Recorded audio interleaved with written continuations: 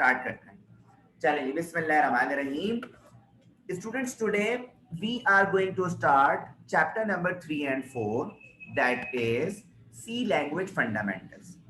Student, fundamentals का मतलब होता है basics. Fundamentals का मतलब क्या होता है बेटा? Basics. मतलब C language की basics के बारे में हम पढ़ेंगे ताकि जब at the end of chapter हम programming करें तो हमें कोई मसला ना हो।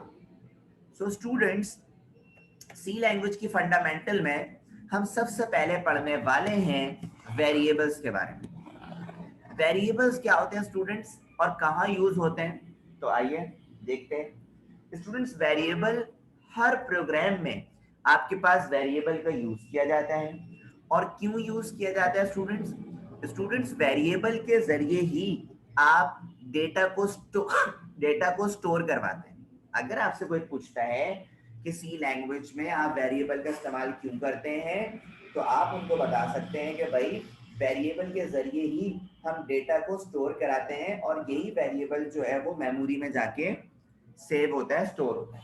तो स्टूडेंट्स आइए हम वेरिएबल के बारे में कुछ बातें करते हैं। पहले जरा वेरिएबल की डेफिनेशन देखते हैं students. A variable is a programming ingredient in the form of an identifier defined by the programmer. It is a location in a memory on which the character or numeric data can be stored. Students, variable जो है एक programming ingredient कह सकते हैं आप।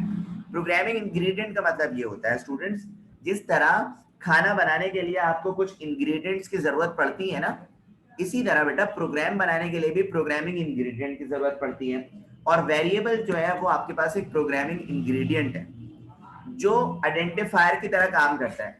किसकी तरह काम करता है स्टूडेंट्स? आइडेंटिफायर की तरह काम करता है। एक मिनट, जो आइडेंटिफायर की तरह काम करता है। स्टूडेंट्स, वेरिएबल का काम क्या होता है? आइडेंटिफायर, ये वेरिएबल का मतलब काम क्या होता है स्टूडेंट्स कि ये डेटा को स्टोर कराता है। जिस तरह मैंने आपको बताया, देखें, it is a location in a memory on which character और numeric data can be stored. ठीक है, तो वेरिएबल, अगर आपसे कोई पूछता है वेरिएबल क्या है, तो आप बता सकते हैं सर वेरिएबल एक प्रोग्रामिंग इंग्रेडिएंट है, ठीक है, जो मेमोरी की लोकेशन पे जाके मेमोरी को स्टोर कराता है। अच्छा, अब आगे कुछ देखते हैं जरा। सर देखें एक्सप्लेनेशन में, a variable is declared using some data types which define the type of the data. It is necessary to follow the rules while defining the variable name. A variable है, okay, अब मेरी बात समझे students variables को जो है ना वो डिक्लेयर करते हैं। वेरिएबल्स को डिक्लेयर करते हैं, क्या करते हैं? डिक्लेरेशन। डिक्लेरेशन का मतलब क्या होता है? मिसाल के तौर पे आपको अपने प्रोग्राम में एक वेरिएबल यूज करना है ए, तो इस वेरिएबल को आपको शो कराना होगा, लेकिन उसके बराबर में लिखनी होगी डेटा टाइप। डेटा टाइप क्या होती है मैं आगे तफसील से बताऊंगा आपको, लेकिन अभी फिलहाल के लिए इतना याद रखें कि मिसाल के तौर पे नंबर्स की डेटा टाइप होती है इंटीजर्स। आपने मैथमेटिक्स में पढ़ा होगा इंटीजर्स, जिसे मैथमेटिक्स में जेड से शो करते हैं, जिसमें पॉजिटिव और नेगेटिव नंबर्स होते हैं। तो इंटीजर्स की डेटा टाइप होती है इंट। तो कहने का मकसद ये है बेटा कि जब भी आप वेरिएबल को डिक्लेयर करते हैं उसके बराबर में डेटा टाइप शो की जाती है। क्या की जाती है स्टूडेंट्स? डेटा टाइप शो की जाती है। अच्छा भाई, अब वेरिएबल को यूज करने के कुछ कैरेक्टरिस्टिक्स हैं, देखें। The data type is defined it's size, the address on which it is located in the memory, the value which is stored। ये बातें मैं आपको बता चुका हूं स्टूडेंट्स अभी थोड़ी देर पहले। अच्छा, अब वेरिएबल को डिक्लेयर करने के कुछ उसूल हैं। आपके पास अक्सर ना शॉर्ट में क्वेश्चन आता है, define variable and write the rules या write the procedure to declare variables. तो वेरिएबल को डिक्लेयर करने के कुछ स्टेप्स आइए वो देखें। The first letter must be non numeric, मतलब जब भी वेरिएबल को डिक्लेयर करें आप, पहला लेटर नॉन न्यूमेरिक हो। कोई नंबर से आप वेरिएबल को डिक्लेयर नहीं कर सकते। उसके बाद दूसरा देखें जरा, no space comma special character can be use in the variable name. जब वेरिएबल का नाम लिख रहे हो आप स्पेस कॉमा या कोई स्पेशल कैरेक्टर को यूज ना करें। द अंडरस्कोर, अच्छा ये होता है underscore, can be use in the variable name. Variable name में आप अंडरस्कोर को यूज कर सकते हैं। मिसाल के तौर पे एक वेरिएबल डिक्लेयर करना है अपने रोल नंबर, तो आपने लिखा रोल अंडरस्कोर नंबर इस तरह, तो अंडरस्कोर का यूज तो कर सकते हैं लेकिन कॉमा और स्पेस वगैरह का यूज नहीं कर सकते किसमें, जब वेरिएबल को डिक्लेयर करा रहे होते हैं। आगे देखें, the reserve words like int, void, for, if can not be use as a variable name. Students हमारे पास सी लैंग्वेज के अंदर ना कुछ प्री डिफाइंड वर्ड्स होते हैं जिसे रिजर्व वर्ड्स भी कहते हैं और जिसे की वर्ड्स भी कहते हैं। ये वो की वर्ड्स हैं जिनको आप as a variable name use नहीं कर सकते क्योंकि इनका सी लैंग्वेज में कुछ और मतलब होता है, ठीक है। तो वेरिएबल नेम में आप इनको यूज नहीं कर सकते। आगे देखें, while writing C program which is extension of C, the variable must be stored in the beginning of the main function। okay, ये बात तो बात की बात है। It is better to use a variable name up to 8 characters। ये आपके पास better option ये होगा कि वेरिएबल नेम जो है वो ज्यादा 8 कैरेक्टर से ज्यादा ना हो, मतलब छोटे वेरिएबल्स को डिक्लेयर करें। इन शॉर्ट आज जो हमने टॉपिक से स्टार्ट करा किससे, वेरिएबल से। वेरिएबल क्या होता है, यही ABCDEFG सब वेरिएबल है और वेरिएबल्स को डिक्लेयर किया जाता है हर प्रोग्राम में। और यही बात पहले मैंने बताई कि वेरिएबल के बराबर में आपके पास क्या होता है, डेटा टाइप होती है, ठीक है। मतलब ये जो वेरिएबल आप यूज करेंगे ये किस पर्पस के यूज कर लेंगे, अगर आप नंबर के लिए यूज करेंगे तो आप इंट वेरिएबल वो डेटा टाइप लगाएंगे। और डेटा और वेरिएबल्स को डिक्लेयर करने के मैंने कुछ आपको रूल्स भी बता दिए, इनको आपको फॉलो अप करना पड़ेगा, जो मैं आपको प्रैक्टिकल इंप्लीमेंट करके दिखाऊंगा in the end of chapter. जब प्रोग्रामिंग स्टार्ट करूंगा तो यही सारी चीजों को फॉलो अप करेंगे।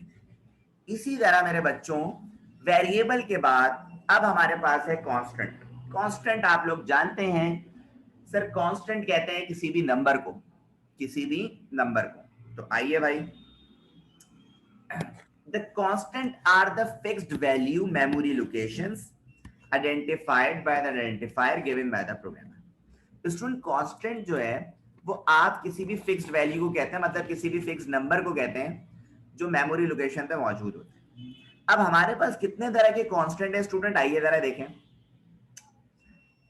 इंटीजर कांस्टेंट है, फ्लोटिंग पॉइंट कांस्टेंट है, कैरेक्टर कांस्टेंट है और स्ट्रिंग कांस्टेंट है। ये सारे आपके पास कौन से कांस्टेंट है मैं आपको थोड़ा सा दिखा भी देता हूं ताकि आपको अंदाजा हो। ये देखें स्टूडेंट, जब मैं आपसे इंटीजर कांस्टेंट की बात करता हूं तो 23 ये देखें नंबर्स। जब मैं आपसे फ्लोटिंग कांस्टेंट की बात करूं इसका मतलब फ्रैक्शन वाली वैल्यूज, मतलब पॉइंट वाली वैल्यूज की बात हो रही है। जब मैं आपसे कैरेक्टर की बात करूं मतलब कोई भी कैरेक्टर आ सकता है, डॉलर, हैश, इस तरह के कैरेक्टर्स आ सकते हैं। और जब मैं आपसे स्ट्रिंग की बात करूं मतलब सर अल्फाबेटिक डेटा की बात हो रही है।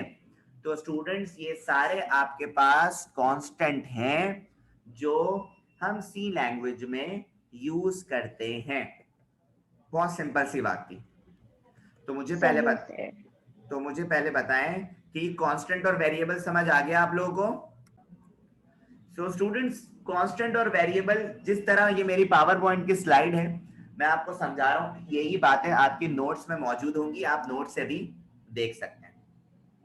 इसी तरह स्टूडेंट्स कांस्टेंट के बाद हम एक बहुत इंपॉर्टेंट टॉपिक पे बात करने वाले हैं जिसे हम कहते हैं students header files. Header files क्या है और ये कहाँ यूज होती हैं और इसका पर्पस क्या है, स्टूडेंट्स इन सब पे मैं अभी आपसे बात करने वाला हूँ। स्टूडेंट्स हेडर फाइल्स जो होती है ना वो एक तरह की लाइब्रेरी फाइल्स होती हैं सी लैंग्वेज की।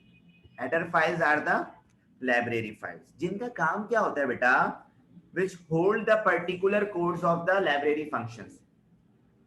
स्टूडेंट्स हेडर फाइल के इस्तेमाल से आप लाइब्रेरी फंक्शंस को होल्ड करते हैं। क्या करते हैं बेटा, लाइब्रेरी फंक्शंस को होल्ड करके रखते हैं। अब सवाल ये है सर कि लाइब्रेरी फाइल्स और लाइब्रेरी फंक्शंस वगैरह क्या होते हैं। तो स्टूडेंट्स आइए मैं आपको बताता हूँ।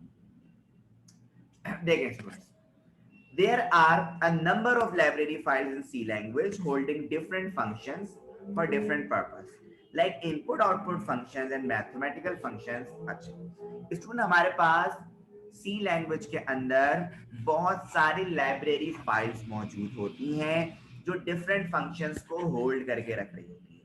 अगर मैं आपसे बात करूं इनपुट आउटपुट फंक्शन, सी लैंग्वेज में स्टूडेंट्स अगर इनपुट फंक्शन की बात की जाए तो इनपुट फंक्शन के लिए हम यूज करते हैं स्कैनएफ, ये एक लाइब्रेरी फंक्शन है। इसी तरह अगर आउटपुट के लिए यूज किए जाए तो हम यूज करते हैं प्रिंटएफ। तो ये इनपुट आउटपुट फंक्शन है जिनको कौन कंट्रोल कर रहा होता है, कौन होल्ड करके रख रहा होता है, ये आपकी हेडर फाइल्स हैं। stdio.h जिसकी फुल फॉर्म होती है स्टैंडर्ड इनपुट आउटपुट, और mathio.h और conio.h जिसकी फुल फॉर्म होती है कंसोल इनपुट आउटपुट। तो ये सारी जो है बच्चों हेडर फाइल्स होती हैं जो क्या काम कर रही होती हैं, जितने हम फंक्शंस यूज कर रहे होते हैं प्रोग्राम में उनको कंट्रोल करके रखती है, उनको होल्ड करके रखती है, उनको बेटे होल्ड करके रखती है, होल्ड करके रखती है। सही। अच्छा अब सवाल ये सर कौन से फंक्शंस, जैसे सर ये इनपुट आउटपुट जो फंक्शन है इनको stdio.h जो है हेडर फाइल जो है वो होल्ड करके रखती है। इसी तरह और भी कुछ फंक्शंस होते हैं, लाइब्रेरी फंक्शंस होते हैं जो हम यूज करते हैं सी लैंग्वेज में, just like clr, scr, clear screen या get ch, ये भी आपके पास लाइब्रेरी फंक्शंस हैं। इनको कौन होल्ड करके रखता है, conio.h। इनको कौन होल्ड करके रखता है, इनको कौन होल्ड करके रखता है, conio.h। conio.h मतलब .h console input output, console input output।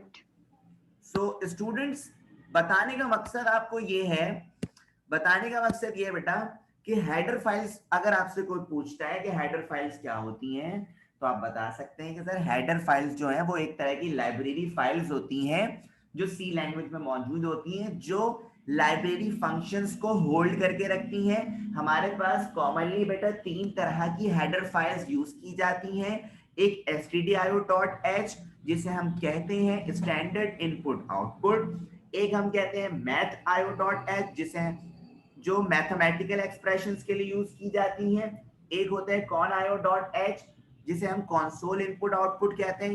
ये भी हमारे पास फंक्शंस को कंट्रोल करने के लिए, होल्ड करने के लिए यूज की जाती हैं। स्टूडेंट्स हेडर फाइल्स के बाद हमारे पास एक और छोटा टॉपिक है जिसे हम कहते हैं सी स्टेटमेंट। स्टूडेंट्स हम सी प्रोग्राम में कोई भी लाइन लिख रहे होते हैं उसे हम कहते हैं स्टेटमेंट, उसे हम क्या कहते हैं स्टूडेंट्स, स्टेटमेंट। अच्छा अभी देखें स्टेटमेंट में क्या होता है। A C language statement may be a collection of variables, constant, identifiers और function। C language statement का मतलब क्या, अच्छा मिसाल के तौर पे अगर मैथमेटिक्स में तुम लोगों ने बहुत दफा देखा होगा C equal to a plus B, तो इसमें वेरिएबल्स भी हैं, ऑपरेटर्स भी हैं, तो इसको, इसके कलेक्शन को बोलते हैं हम स्टेटमेंट। इसके कलेक्शन को क्या बोलते हैं बेटे, स्टेटमेंट। तो ये तो एक मैथमेटिकल स्टेटमेंट हो गई। अच्छा भाई इसी तरह की आपकी सी लैंग्वेज की स्टेटमेंट है, देखें The C language uses single line statement और multiple line statement। स्टूडेंट्स हम कभी कभी सिंगल लाइन स्टेटमेंट यूज भी करते हैं, और a single line statement is terminated by a semicolon and multiple line statement is the block of statement enclosed in braces। Students अगर एक स्टेटमेंट लिखते हैं, मिसाल के तौर पे ये एक स्टेटमेंट है C equal to a plus B, इसको जब टर्मिनेट करना हो, जब खत्म करना हो तो सेमी कॉलन से करते हैं, इसे कहते हैं बेटा सेमी कॉलन। इसी तरह ये भी आपके पास सिंगल लाइन स्टेटमेंट है। अगर स्टेटमेंट जो है वो ज्यादा हो आपके पास, जैसे करली ब्रैकेट से होते हैं ये ब्रेसेस, इसे कहते हैं, इस ब्रैकेट को कहते हैं बेटा ब्रेसेस। तो मतलब आपके पास एक से ज्यादा स्टेटमेंट हो, जैसे ये आपके पास स्टेटमेंट 1, ये आपके पास स्टेटमेंट 2, ये आपके पास स्टेटमेंट 3। तो ये देखें आपके पास एक से ज्यादा स्टेटमेंट है ना, तो जब एक से ज्यादा स्टेटमेंट होती है बेटा तो उसे हम टर्मिनेट करते हैं ब्रेसेस से। किससे? ब्रेसेस से। सो स्टूडेंट्स, आज हमने 4 टॉपिक्स के बारे में बात करी। कितने? 4 टॉपिक्स के बारे में। कौन कौन से? सर हमने पहले वेरिएबल्स के बारे में डिस्कस करा, उसको समझा और वेरिएबल्स का यूज कहाँ किया जाता है। इसी तरह सर वेरिएबल्स के बाद हमने कांस्टेंट के बारे में पढ़ा, कांस्टेंट कहाँ यूज किया जाता है। इसी तरह सर कांस्टेंट के बाद हमने किसके बारे में पढ़ा? कांस्टेंट के बाद हमने पढ़ा हेडर फाइल्स के बारे में। Header files.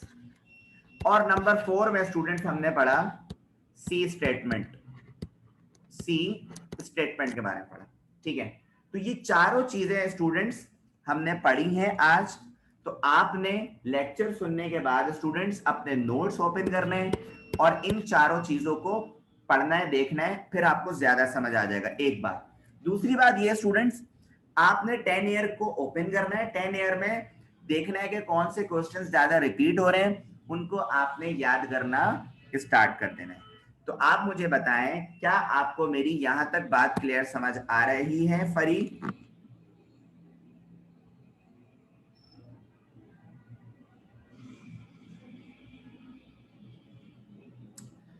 ओके ओके बेटा। सो स्टूडेंट्स, आज हम लेक्चर को इधर तक ही रखेंगे और इंशाल्लाह इसके आगे हम नेक्स्ट क्लास में कंटिन्यू करेंगे। ठीक है बेटा? तो अल्लाह हाफिज टू एवरीवन, टेक केयर।